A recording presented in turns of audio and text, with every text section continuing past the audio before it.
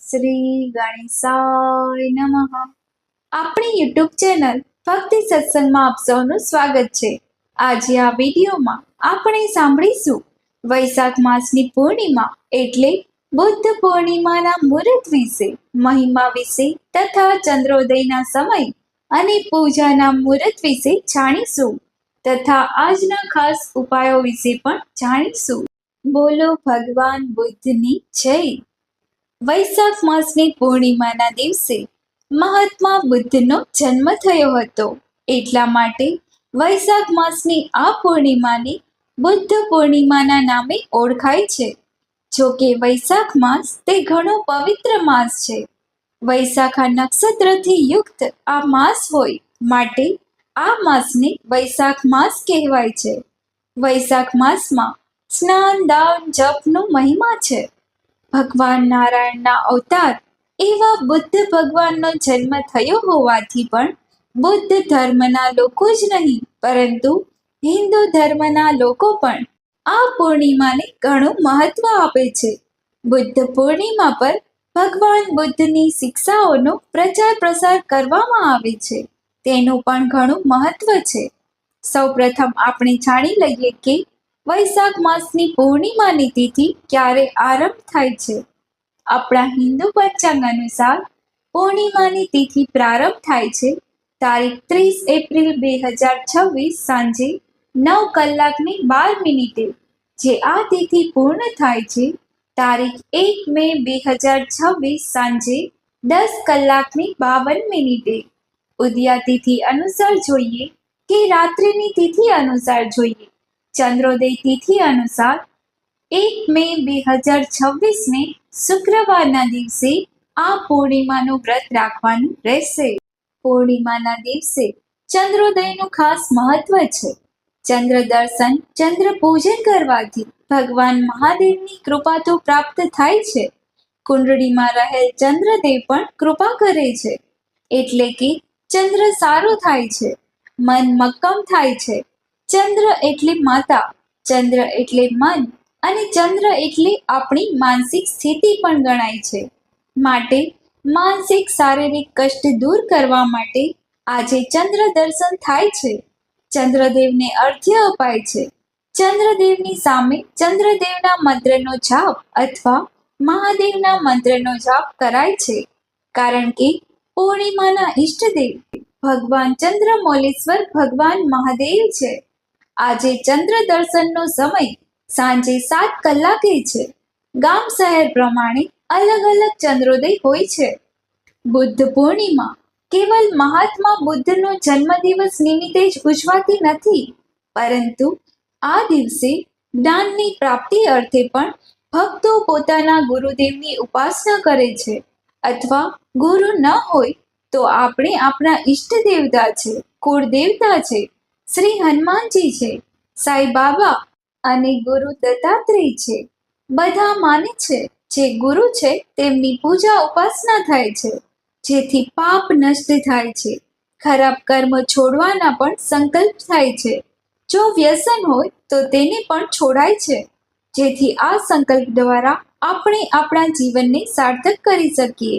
સદજ્ઞાનની પ્રાપ્તિ કરવા માટે, સદબુદ્ધિની પ્રાપ્તિ કરવા માટે આજે આપણે ગુરુ ધારણા પણ કરી શકીએ છીએ. સત્સંગની પ્રાપ્તિ કરવા માટે ગુરુ સંબંધી જે કંઈ પુસ્તકો છે તે વાંચવા જોઈએ. જ્ઞાન પ્રાપ્તિ અર્થે જે કંઈ આપણે કરી શકીએ છીએ, જાણી શકીએ છીએ તે કરવું જોઈએ. પૂર્ણિમાના દિવસે કુશીનગરમાં ગૌતમ બુદ્ધના મહાપરિનિર્વાણ પણ થયું હતું. આ પૌરાણિક કથા અનુસાર ભગવાન બુદ્ધનું નામ પહેલા સિદ્ધાર્થ હતું. સિદ્ધાર્થ પહેલા એક રાજકુમાર હતા. ગૃહસ્થ અને સંપૂર્ણ વૈભવ હોવા છતાં પણ સિદ્ધાર્થને જીવન ઘણું ઉદ્દેશહીન લાગતું હતું. સિદ્ધાર્થ સત્યની ખોજ માટે 7 વર્ષ વિતાવ્યા. અંતમાં વૈશાખ પૂર્ણિમાના દિવસે બોધિ વૃક્ષની નીચે તેમને જ્ઞાનની પ્રાપ્તિ થઈ હતી. પૌરાણિક માન્યતા એવી પણ છે કે રાજકુમાર સિદ્ધાર્થને બુદ્ધના રૂપમાં જ્ઞાનની પ્રાપ્તિ થઈ હતી. માટે વૈશાખ પૂર્ણિમાના દિવસે તેમનો નવો જન્મ થયો મનાય છે. એટલા માટે આ પૂર્ણિમાને બુદ્ધ પૂર્ણિમા મનાય છે, કારણ કે મનુષ્ય જન્મ ત્યારે જ સાર્થક થાય છે જ્યારે તે સાચા જ્ઞાનની પ્રાપ્તિ કરી લે છે. આ જીવનમાં જે ધ્યેય છે તેને પામી જાય છે. માટે આજે બુદ્ધ પૂર્ણિમાના દિવસે ભક્તો વ્રત રાખે છે, ઉપવાસ કરે છે અને ખીર પણ પ્રભુને ધરીને પોતે આરોગે છે. ખીરથી વ્રત તોડે છે એટલે વ્રત પૂર્ણ કરે છે. એટલા માટે આજે ખાસ ખીર બનાવાય છે અને ભગવાન બુદ્ધને પ્રસાદ પણ ચઢાવાય છે. જો કે આજે આપણે લક્ષ્મીનારાયણ દેવનું પણ પૂજન કરી શકીએ છીએ, કારણ કે લક્ષ્મીજી પૂર્ણિમાના દેવી ગણાય છે અને નારાયણ ભગવાન પણ. આજે સત્યનારાયણ ભગવાનની કથા કરાય છે, સંભળાય પણ છે, તે શુભ મનાય છે. જીવનના 4 પદાર્થની પ્રાપ્તિ થાય છે. આજે પીપળાના વૃક્ષનું પૂજન ખાસ કરવું જોઈએ. પીપળાના વૃક્ષને જળ અર્પિત કરવું જોઈએ, દીપદાન કરવું જોઈએ, પ્રદક્ષિણા કરવી જોઈએ. આજે ગાય માતાની સેવા કરવી જોઈએ, પશુ પક્ષીને દાણા ચણની વ્યવસ્થા કરવી જોઈએ. આપણે જેટલું દાન પુણ્ય કરી શકીએ એટલું ઓછું છે. જે શક્તિ હોય એ પ્રમાણે કરવું. આજે તુલસી માતાની પૂજા ઉપાસના કરવી, ભગવાન શ્રી હરિનારાયણનું સ્મરણ કરવું, પૂજન કરવું, શ્રી હરિના ચરણોમાં 2 તુલસી દળ અર્પિત કરવા. જે ભક્તો આજે સત્યનારાયણ ભગવાનની કથા કરે છે, સાંભળે છે, તેમને પણ ઉત્તમ ફળની પ્રાપ્તિ થાય છે. પૂર્ણિમા કે જે મહિનામાં એક જ વખત આવે છે. આજે સત્યનારાયણ ભગવાનની કથા કરવાથી ઘરમાં રહેલ વાસ્તુ દોષ પણ દૂર થાય છે અને ઘરમાં સુમેળ બન્યો રહે છે. એટલા માટે પૂર્ણિમા છે, ખાસ તહેવાર છે કે આપણા ઘરમાં કંઈક પ્રસંગ હોય ત્યારે પણ ભગવાન સત્યનારાયણ દેવની કથા કરાય છે, કારણ કે કળિયુગના જે તારણહાર છે, જે દેવતા છે કળિયુગના, તે ભગવાન સત્યનારાયણ દેવ છે. સત્યનારાયણ અથવા જે સાચા માર્ગ પર ચાલે છે તેનો ઉદ્ધાર નિશ્ચિત થાય છે. એટલા માટે આપણે સત્યનારાયણ ભગવાનની કથા કરીએ છીએ, સાંભળીએ છીએ, વ્રત ઉપવાસ કરીએ છીએ. આજે માતા મહાલક્ષ્મીનો મંત્ર જાપ પણ કરી શકાય છે. આ મહાલક્ષ્મીની કૃપા પ્રાપ્ત કરવા માટે લક્ષ્મીજીનું તેમના પતિ શ્રી નારાયણ સાથે પૂજન કરવું જોઈએ.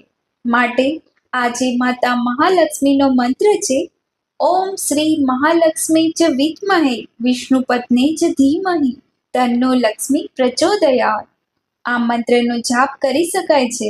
લક્ષ્મી સ્તુતિ, લક્ષ્મી ચાલીસાનો પાઠ કરી શકાય છે. આપણે જે મંત્ર યોગ્ય લાગે તે કરી શકાય છે. આજના દિવસે શિવાલયમાં જઈને ભગવાન મહાદેવના શિવલિંગ ઉપર ગંગાજળ, કાચું દૂધ, દહીં, મધ, શેરડીનો રસ, બિલ્વપત્ર, ભાંગ, ધતુરો, સફેદ પુષ્પ, અબીલ, ગુલાલ, કંકુનો અભિષેક થાય છે. દીપ પ્રગટાવાય છે. ધૂપબત્તી કરી ભગવાનને સિઝનના ફળ ફળાદી સમર્પિત કરાય છે. ખીરનો ભોગ નૈવેદ્ય ધરાય છે, કારણ કે આ પૂર્ણિમા તે ભગવાન બુદ્ધને સમર્પિત પૂર્ણિમા છે. માટે જ્ઞાનની પ્રાપ્તિ કરવી હોય તો જ્ઞાનના દેવતા મહાદેવ પરમ ગુરુ છે, પરમ વૈષ્ણવ છે, ભગવદીય છે. ભગવાન મહાદેવનો મંત્ર જાપ ઓમ સોમ સોમાય નમઃ કરી શકાય છે. આ ઉપરાંત આજે પૂર્ણિમા હોય, અમુક વસ્તુનું ખાસ ધ્યાન રાખવું, કોઈની નિંદા કુથલી ન કરવી, વ્યસનનો ત્યાગ કરવો. ભગવાન બુદ્ધનો જન્મોત્સવ મનાવાય છે, એટલા માટે આપણે પણ આપણા જીવનમાં કંઈક નવીન કરીએ, નવો જન્મ થાય, આપણે પણ જ્ઞાનની પ્રાપ્તિ કરીએ, આપણે પણ આ સંસારની માયાથી અલિપ્ત રહીએ. એટલા માટે આપણા ઈષ્ટદેવને પ્રાર્થના કરીએ, આપણા કુળદેવતાની પૂજા ઉપાસના કરીએ. અને પૂર્ણિમા ભરવાનો પણ ખાસ મહિમા છે. ઘણા ભક્તો કુળદેવીના દર્શન કરવા જાય છે, તેમજ ડાકોર, દ્વારકા, વડતાલ ધામ પણ દર્શન કરવા જાય છે. અથવા તો જેને ઈષ્ટ હોય તે દેવતાનું પૂજન કરીને તેમના દર્શન કરે છે, જેથી જીવનમાં શુભ અને લાભની પ્રાપ્તિ થાય. કારણ કે પૂર્ણિમા એવી તિથિ છે કે જેમાં આપણે આપણા ઈષ્ટદેવની આરાધના કરીશું તો તેનું 1000 ગણું પુણ્ય પ્રાપ્ત થાય છે. એટલા માટે જ ભક્તજનો આજે પૂર્ણિમા ભરે છે, પવિત્ર નદી તીર્થોમાં જઈને સ્નાન કરે છે, જપ કરે છે, દાન કરે છે અને કુળદેવતાના દર્શન કરે છે. આમ પૂર્ણિમાનું ઘણું મહાત્મય છે. જે સ્ત્રીઓ પૂર્ણિમાનું વ્રત કરે છે તેને પણ અખંડ સૌભાગ્યની પ્રાપ્તિ થાય છે. જે બહેનો માસિક ધર્મમાં હોય અથવા કોઈ સૂતક હોય તો પણ પૂર્ણિમાનું વ્રત થઈ શકે છે. પૂજા ન થાય તેમજ ગીતાજીનો પાઠ, વિષ્ણુ પુરાણનો પાઠ, વિષ્ણુ સહસ્ત્ર નામ પાઠ પણ કરી શકાય છે. ભગવાનને પ્રિય એવી આ વૈશાખ માસની પૂર્ણિમા છે. વૈશાખ માસ ભગવાન શ્રી હરિને સમર્પિત છે, માટે આ પૂર્ણિમા ખાસ છે. ભગવાન બુદ્ધે મંત્ર આપ્યો છે, બુદ્ધમ શરણમ ગચ્છામિ, ધર્મમ શરણમ ગચ્છામિ, સંઘમ શરણમ ગચ્છામિ. અર્થાત હું ભગવાન બુદ્ધના શરણમાં છું. બુદ્ધ અર્થાત જ્ઞાની પુરુષ. વ્યક્તિની આધ્યાત્મિક પાત્રનું પ્રથમ પગલું શરણાગત થવું છે. ઈશ્વરની શરણાગતિ એટલે બુદ્ધમ શરણમ ગચ્છામિ. બીજો મંત્ર છે ધર્મમ શરણમ ગચ્છામિ, અર્થાત જે ધર્મના સર્જક છે એવા ભગવાન ઈશ્વર છે. બ્રહ્માંડના જે નિયમ છે તેમાં ધર્મ સર્જનનું કાર્ય કરે છે તેવા સર્જકના શરણમાં હું છું.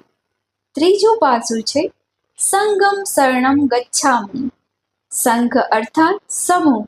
જ્ઞાનીઓનો સમૂહ જ્યાં છે તે મને પ્રાપ્ત થાવ અને તે જ્ઞાનીઓના સમૂહમાં હું તેનું સભ્ય બનું અને જ્ઞાન પ્રાપ્ત કરું અને ઈશ્વરની શરણાગતિ પ્રાપ્ત કરું. આમ ભગવાન બુદ્ધે આ મંત્ર આપ્યો છે. બુદ્ધમ શરણમ ગચ્છામિ, ધર્મમ શરણમ ગચ્છામિ, સંઘમ શરણમ ગચ્છામિ. આ મંત્રનો જાપ પણ કરી શકાય છે. જેમ ભગવાન બુદ્ધને જ્ઞાનની પ્રાપ્તિ થઈ એ રીતે આપણને પણ સદજ્ઞાનની પ્રાપ્તિ થાય, આપણો જન્મારો સુધરી જાય, મૃત્યુ સુધરી જાય એવી જ પ્રભુને પ્રાર્થના. ભગવાન બુદ્ધના આ નવા અવતારના શુભ દિવસે સર્વ ભક્તોને બુદ્ધ પૂર્ણિમાની શુભકામના. આપ સર્વને જય માતાજી, જય શ્રી કૃષ્ણ.